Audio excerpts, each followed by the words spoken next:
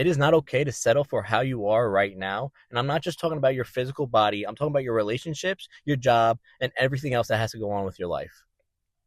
It's not okay to settle for being the way you are. And I'm not just talking about your body. I'm talking about your relationships, I'm talking about your habits, and I'm talking about your standards that you have for yourself. And I know this because I lived it. The only reason I was able to realize the truth is because I actually only had a few friends that didn't care about hurting my feelings, as long as it helped me become a better person. So I'm going to be that friend for you right now. So I was in a relationship where I was cutting out all my friends, eating like shit, skipping the gym, all just because I wanted to make her happy, because I wanted to be a good boyfriend. And then it hit me. She didn't want me around one of my friends groups just because there was another girl in it. And I was okay with that. I was actually okay with that.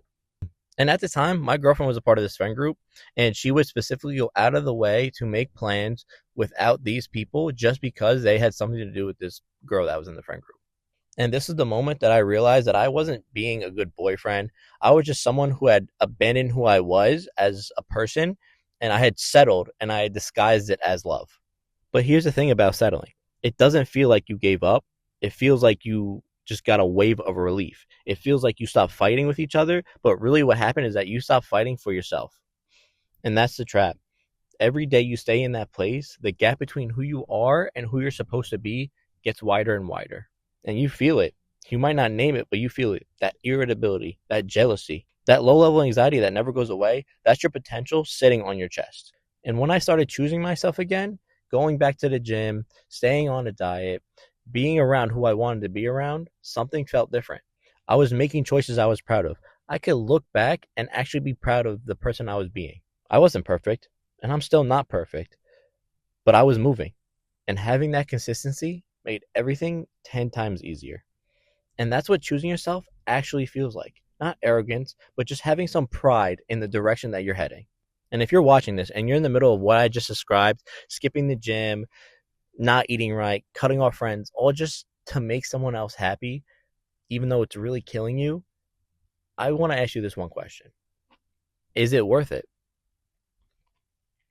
Is something that's killing you on the inside truly worth it just to make somebody else that's not you happy? Because here's the truth. You need something to hit you so hard in the face that you can't ignore what's actually happening anymore. And maybe this is it. Maybe this is that moment for you. Because the guys who I see that are the most lost aren't the ones who have tried and failed. They're the ones who have tried, stopped, and have convinced themselves that they were fine. And honestly, I'm not here to make you feel better about yourself for saying the same. I'm here for that guy who knows he is capable of more and is actually exhausted of pretending he isn't. And if that's you, subscribe. Because everything I put out is surrounded by one idea, that you don't have to keep settling, and that the work starts the moment you decide you're done.